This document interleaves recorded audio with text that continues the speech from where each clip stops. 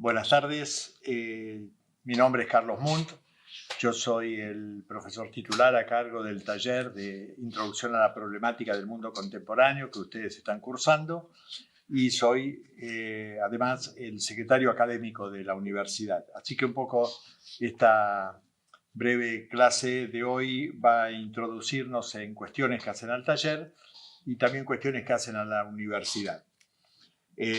Básicamente yo voy a tomar 4 cuestiones que son la época, la realidad, que tiene que ver con el impacto y hablar sobre todo del impacto que tiene la tecnología en la época y en la realidad que estamos viviendo, el conocimiento, porque es un elemento constitutivo de la práctica universitaria, y la carrera universitaria, que es el motivo por el cual ustedes están en la universidad. Respecto de la época en la que vivimos, una cuestión que es importante tener en cuenta es que estamos viviendo en un cambio de época.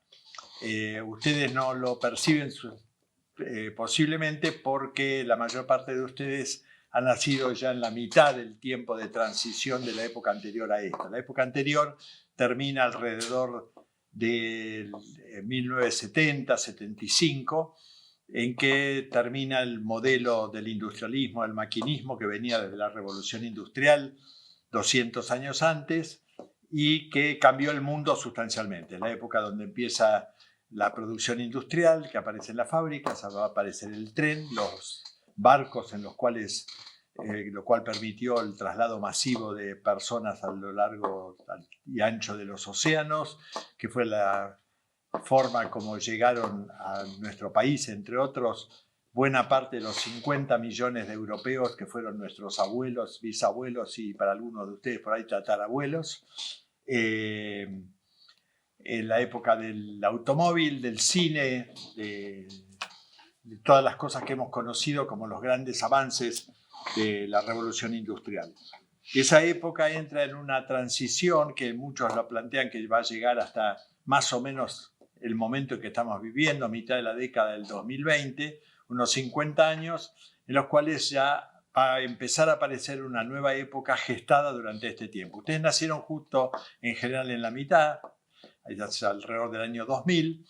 Buena parte de los docentes que ustedes tienen nacieron en el comienzo de esta transición, en las décadas de los 70 y los 80 del siglo XX. Sus padres y abuelos posiblemente nacieron antes de ese tiempo. Estamos entonces en ese momento en el cual este cambio de época involucra varias cuestiones que han cambiado. Una de ellas, que terminó el predominio o el dominio mundial de Occidente, todo lo que ustedes conocen y ven del impacto de la emergencia, de la preponderancia, de la paridad casi con Estados Unidos que tiene China hoy en día, tiene que ver con eso. Antes el dominio era absoluto de Occidente. Estados Unidos y Europa dominaron, colonizaron y fueron dueños del mundo durante 400 o 500 años. Eso se ha terminado, lo cual significa una ruptura muy grande. También por el otro lado, cambiaron cuestiones como el estado de bienestar, después vamos a comentar brevemente eso, que fue un tiempo de bonanza en el mundo que termina también para la misma época que yo les decía, de mitad de la década de los 70, de 1970, con lo cual entramos en una etapa, en un tiempo de una profunda desigualdad económica y una distribución de la riqueza que está generando una cantidad de problemas a nivel mundial.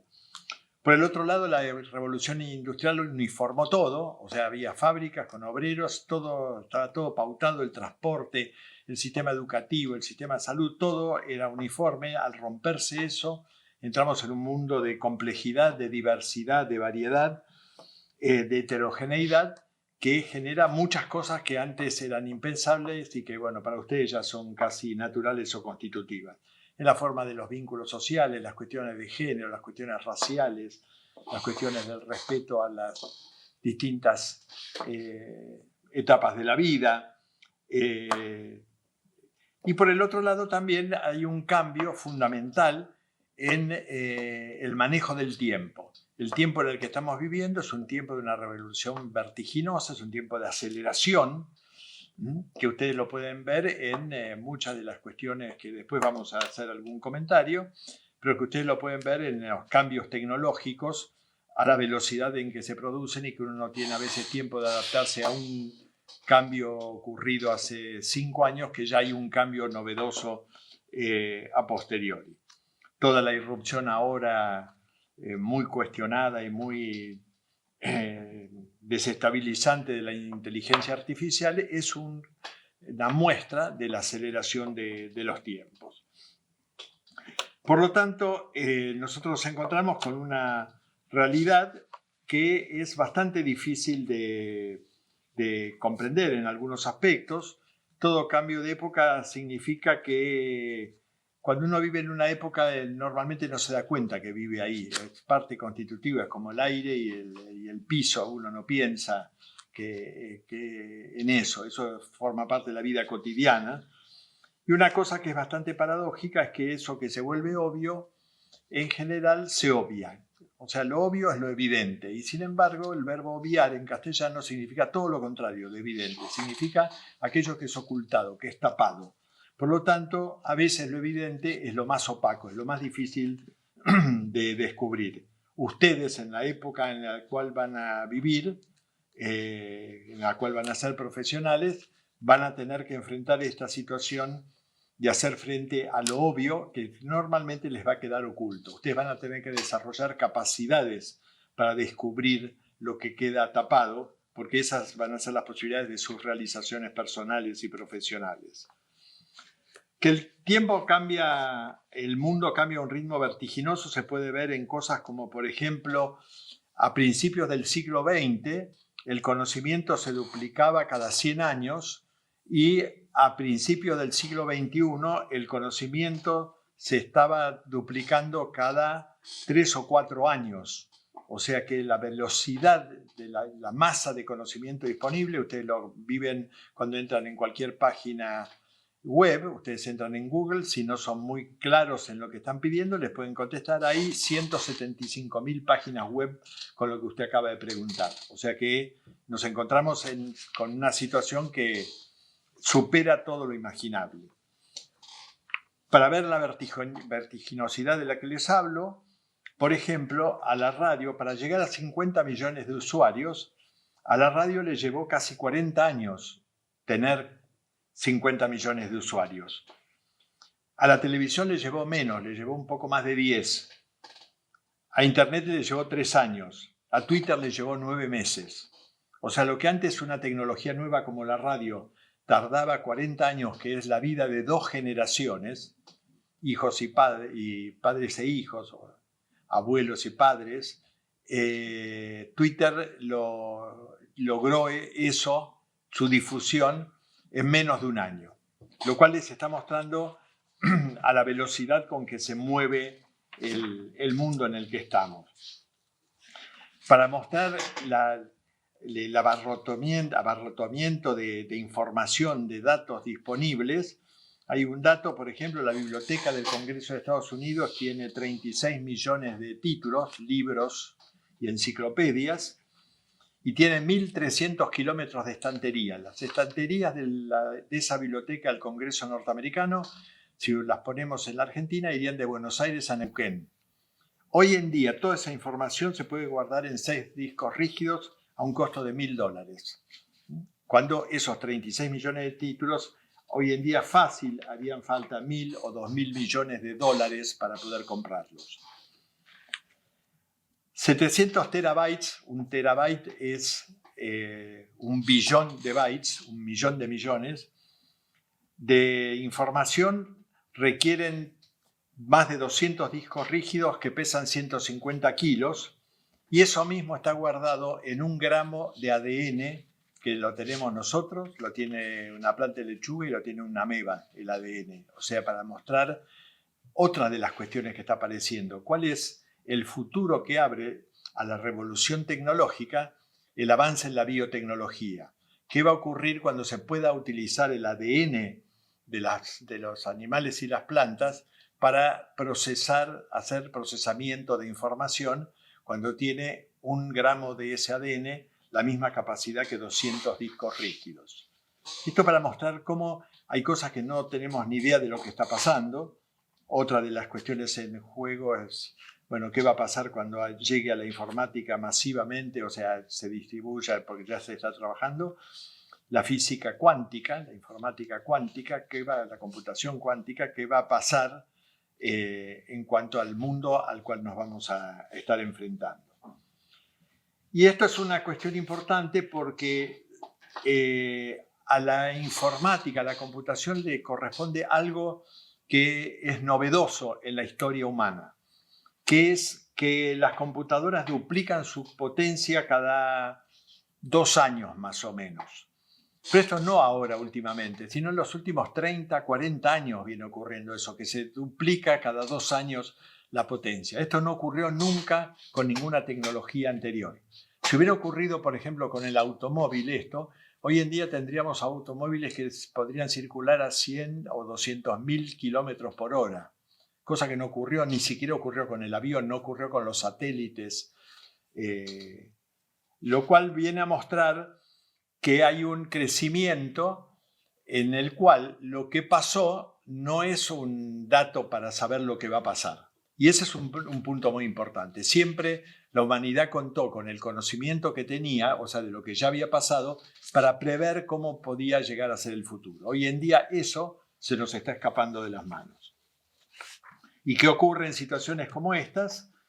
Que tiempos como estos plantean paradigmas, situaciones, cuestiones totalmente novedosas y empiezan a desaparecer ámbitos laborales, oficios, profesiones y aparecen otros nuevos. Muchos de ustedes, chicas y muchachos, estarán cursando carreras que hace 5 o 10 años no existían ni acá ni en el mundo, que son espacios nuevos que se están abriendo de la misma manera que hay ámbitos que están desapareciendo.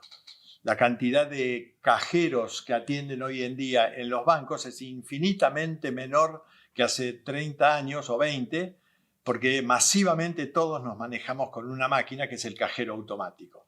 Bueno, en el futuro van a desaparecer también los empleados de los cajeros de supermercado. Uno va a pasar con el chango con todo lo que cargó y va a ser escaneado y va a salir la cuenta y uno va a pagar en forma automática. Esto está mostrando cómo empiezan a cambiar cuestiones que van a afectar a la vida en el futuro y los van a afectar a ustedes también.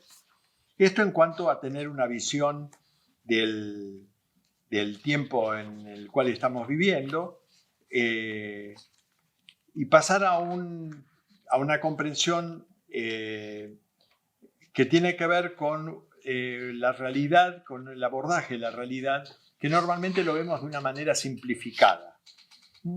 Y que nosotros tenemos como objetivo en el taller de problematizarla. En la naturaleza no existen problemas, existen acciones y consecuencias, no existen problemas. Los problemas son un invento humano. Los humanos buscamos o encontramos problemas o nos enfrentamos a problemas. En general, problema significa aquello que uno se encuentra en el camino, un obstáculo.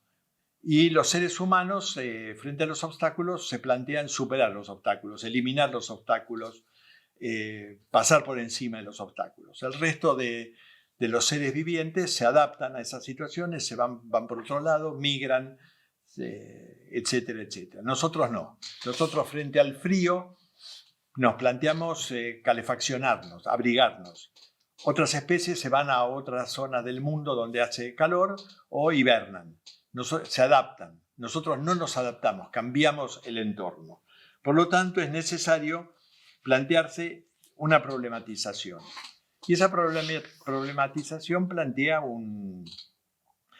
una complejización. O sea, plantea que nosotros empecemos a ver al mundo no como lo que nos aparece en forma natural, sino empezar a ver el mundo con una perspectiva diferente, que es la que nos planteamos en el taller. No plantearnos que el mundo es como es, tal cual lo recibimos, sino que la perspectiva nuestra es poner en cuestión, analizar, preguntar, ver los distintos factores que intervienen, por las causas, las interrelaciones entre los hechos, qué es lo que ocurre en cada situación en particular. O sea, nos planteamos no aceptar ni describir al mundo como si fuese ajeno y nos lo contase alguien que sabe lo que es. Que eso es a veces un defecto de los procesos educativos, ¿no? Que aparece el profesor, el maestro, el señor o la señora que sabe y uno tiene que escuchar en silencio y repetir lo que dijo el que sabe. Nosotros no tenemos ese modelo para la enseñanza.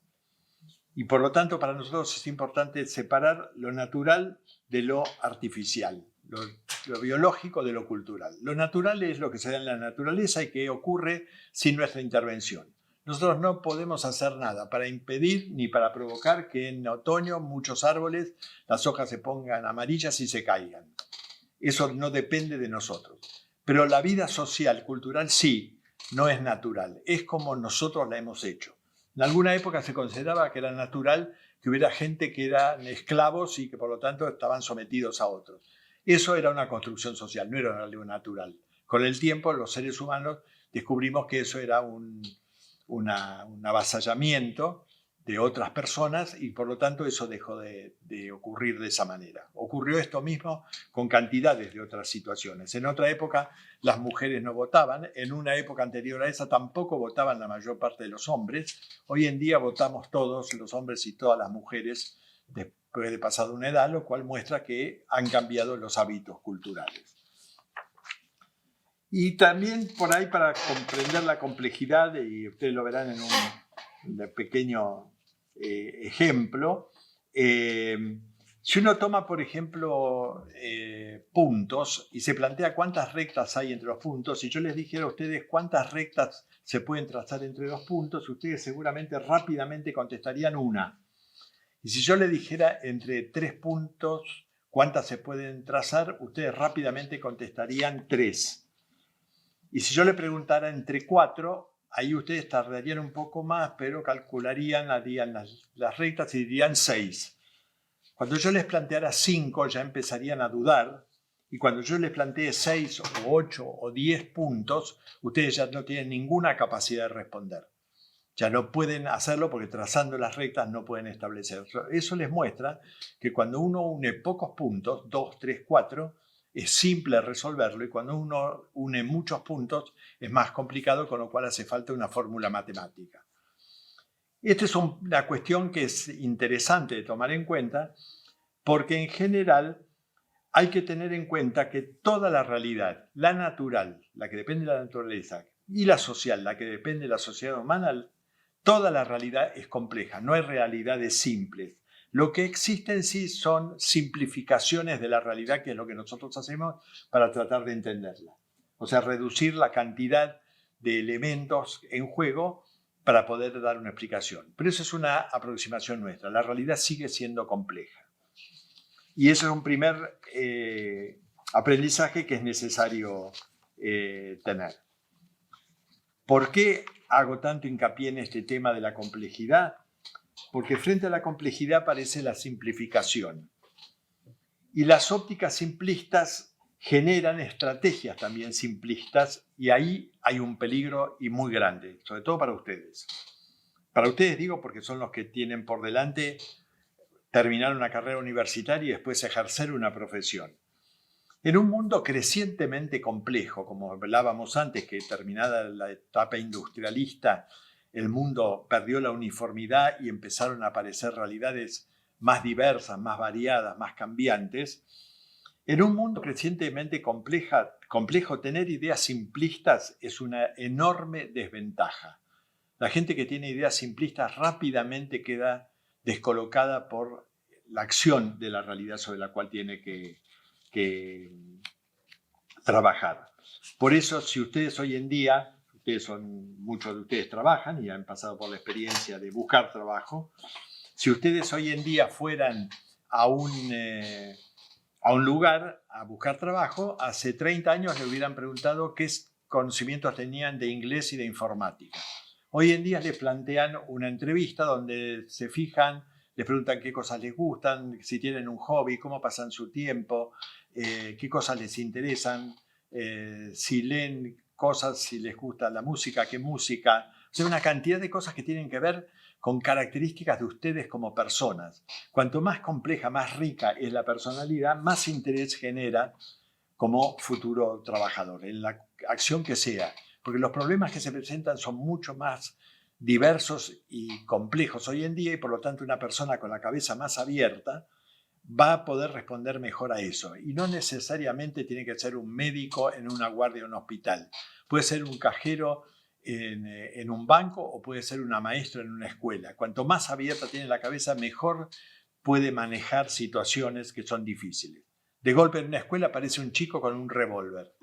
¿Cómo se maneja una persona simplista? Inmediatamente respondiendo a la causa primera, que es el revólver. Por lo tanto, hace un escándalo en torno a la situación. Una persona más abierta empieza a tratar de entender por qué el chico vino con un revólver, tratar de que el chico deje el revólver, separarlo, hablar con él, no plantearse que porque tenía un revólver se está frente a un asesino o un ladrón. Bueno, una cantidad de cosas que hacen una comprensión mucho más compleja de la realidad en la que se está viviendo. Y no estoy hablando de cosas inventadas por mí, ustedes las pueden ver eso en canales de televisión, en diarios, en noticias, en redes, en páginas web, que aparecen datos de situaciones como estas.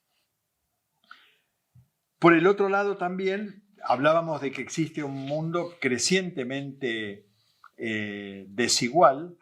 Hay algunos datos de un libro aparecido hace unos años que se llama El Capital en el siglo XXI, de un francés, Thomas Piketty, que habla sobre la desigualdad a comienzo del siglo XXI y él muestra, van a ver después un gráfico, que el nivel de desigualdad en el año 2010 era similar al que había en 1900-1910, cuando estaba en plena expansión la revolución industrial. O sea, hubo un tiempo en el cual la distribución fue más igualitaria, que fue el tiempo después de las guerras, de mitad del siglo XX en adelante, unos 30 años, desde el 45 al 75, en que terminó esa etapa y empezó esta transición a una nueva época, que estábamos hablando al principio, y hemos vuelto, con esta nueva revolución informática, computacional actual, hemos vuelto a una distribución de la riqueza sumamente desigual que genera inmensos multimillonarios y por el otro lado genera una situación de niveles de pobreza o marginalidad crecientes en muchos lugares del mundo. Para que ustedes tengan una idea de lo que estaba ocurriendo, el 1% de las personas más ricas del planeta posee el 50% de la riqueza total del planeta y el otro 99% tiene la otra mitad de la riqueza del planeta. Pero son partes iguales repartidas entre el 1 y el 99% de la gente. Y a su vez ese 1% más rico posee 50 veces el patrimonio promedio que tiene el resto de la gente. Por eso ustedes pueden llegar a ver esas situaciones de desigualdad que son evidentes en cualquier ciudad. La cantidad de personas pidiendo comida o sin vivienda y por el otro lado gastos superfluos que superan el ingreso de muchos trabajadores a lo largo de todo el año gastado en una cena, por ejemplo. Estas cuestiones son importantes porque la desigualdad que se generó a fines del siglo XIX, principios del siglo XX, terminó con el desastre de las dos guerras mundiales. O sea, la desigualdad genera violencia, por lo cual este autor francés plantea que es algo que debe ser corregido a tiempo para evitar esa situación. Y entremos a los dos temas que creo que son más directos para ustedes, que son el del conocimiento y el de la carrera universitaria. Con respecto al conocimiento, por ahí uno podría plantearse una primera pregunta que es ¿qué es conocer? Y acá respecto al conocimiento hay que plantearse que hay dos tipos de conocimiento, que yo los caracterizaría como conocimiento vivo y conocimiento muerto. ¿Y qué los diferencia? El conocimiento vivo es un conocimiento que está disponible, que uno puede utilizar, que uno se lo puede apropiar. es un recurso que uno puede usar. El conocimiento muerto es el conocimiento que proviene exclusivamente de la memorización. Más allá que haya cosas que haya que memorizar, pero saber solamente de memoria, o sea, que es un conocimiento siempre externo, que en realidad el que sabía era el otro, que nos lo dijo a través de su clase o a través de un libro o de una página web, como ustedes quieran, que nos dijo como algo que nosotros tenemos que repetir, y el valor que tiene ese conocimiento está en recordarlo de forma memorística y en forma repetitiva. O sea, uno aprueba la materia o aprueba el examen, aprueba el parcial cuando logra repetir exactamente lo que se le dijo sin ninguna desviación. Ahora, si ustedes se fijan, es un conocimiento que depende de la memoria, y para ustedes memoria ya no significa lo mismo que significó hace 50 años. Antes la memoria era algo que estaba en la cabeza de la gente, era un proceso cerebral. Hoy en día esa es la mitad de la memoria. La otra mitad de la memoria es la memoria de las computadoras. Todo el mundo cuando habla de una computadora habla de la capacidad de memoria que tiene. Por lo tanto hay memoria, o sea, hay una acumulación de información y de datos en la computadora, lo cual viene a mostrar gran parte del quiebre que ha tenido el proceso educativo. Antes solamente el conocimiento estaba en los libros o en la cabeza del profesor o de la maestra. Hoy en día el conocimiento está disperso en redes, en programas, en distintos recursos a los cuales se accede rápidamente y en forma muy, muy sencilla desde distintos dispositivos informáticos, y uno puede tener ahí todos los datos que antes tenía que tener en la cabeza. Con lo cual se plantea en la escuela o en el colegio o en la universidad a qué se va si ya alguien que nos diga las cosas para que nos acordemos de memoria y las repitamos no tiene más sentido. Entonces ahí está apareciendo algo que nos pone claramente en cuestionamiento respecto al conocimiento, y el conocimiento es el alma de la vida universitaria. Ustedes vienen acá a hacer una carrera justamente porque les interesa acceder a los conocimientos, capacidades y habilidades que les permitan ser profesionales. Y con esto entro en el último tema, que sería el de la carrera universitaria. No es casual que una carrera universitaria se llame carrera universitaria. La palabra carrera está asociada a la palabra correr. Y correr siempre es desplazarse a gran velocidad para llegar a una meta. Y la meta para ustedes es ser ingeniero, ingeniera, licenciado, licenciada, técnico, técnica en algo que han elegido. Para eso ustedes tienen que formarse. Y formarse indica prepararse, entrenar, significa método y esfuerzo. Por lo cual uno se plantea cómo se forma. O sea, a todos ustedes les puede generar admiración un futbolista como Messi o como Maradona, un bailarín como Julio Boca, un tenista como Vilas, un pintor, un escultor, un jugador de hockey, un gran nadador, etc. Pero en general lo que no nos dicen los medios de comunicación y el área mediática es qué hay detrás de ese héroe o de ese gran resultado. Detrás de eso hay entrenamiento, hay trabajo, hay esfuerzo. No se llega a esos lugares por magia, por suerte. Se llega con trabajo, con esfuerzo, con dedicación. Y ustedes van a tener que hacer un trabajo similar para llegar a ser quienes quieren ser con una carrera universitaria. ¿Cómo se aprende o cómo se forma uno? Uno se forma a través de dos elementos fundamentales. Alguien que le enseñe y estudiando a partir de lo que le enseñan. O sea, la única forma que ustedes tienen de aprender es estudiando, teniendo a alguien que les enseñe, que los guíe, que les dé pautas, que les acerque información, datos, método, pero el tema fundamental no pasa por ahí.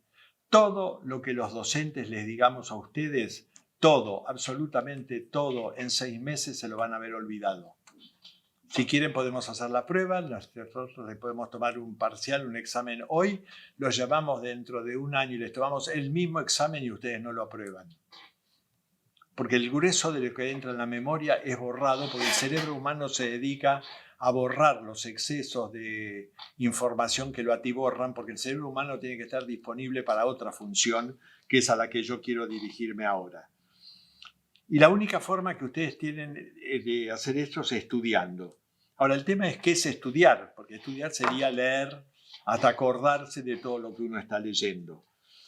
Estudiar es pasar por el cerebro de uno, es tan sencillo como eso. Significa construir conocimiento y el docente o la docente tiene que trabajar con sus alumnos y alumnas para que puedan construir conocimiento. Ver cómo se hace para que uno pueda obtener ese resultado que es un conocimiento, que ese sí es conocimiento vivo porque pasó por la cabeza de uno. De eso uno no se olvida, eso queda registrado. El sistema neurológico registra eso, no registra al otro, pero eso sí lo registra. Y ese conocimiento vivo, ¿qué virtud tiene? Y tiene la virtud principal, pensando en eso que decíamos al principio del mundo en el que ustedes van a tener que vivir, y un mundo complejo, diverso, cambiante, con cosas que van a desaparecer y cosas nuevas que nadie puede prever que van a ser, que es un conocimiento vivo que es el que les permite pensar. Solamente aquel que pueda pensar podrá enfrentar situaciones y frente a los problemas buscar soluciones. En ese sentido, alguna vez alguien del área de la computación, que no es mi área particular, me dijo una cosa: si alguna vez vas a un congreso, a una reunión, una conferencia, y aparece alguien y te dice ¿qué va a pasar con la computación en los próximos 5 años? Dentro de 5 años, levántate y andate porque es un chanta. No hay nadie serio en ese área que pueda decir qué va a pasar dentro de 5 años. Por lo tanto, el que esté haciendo eso está vendiendo un producto, pero no está acercándote a la realidad de ese problema. Por eso el tema que nosotros nos planteamos en el taller es cómo trabajar con ustedes. El docente tiene esa función.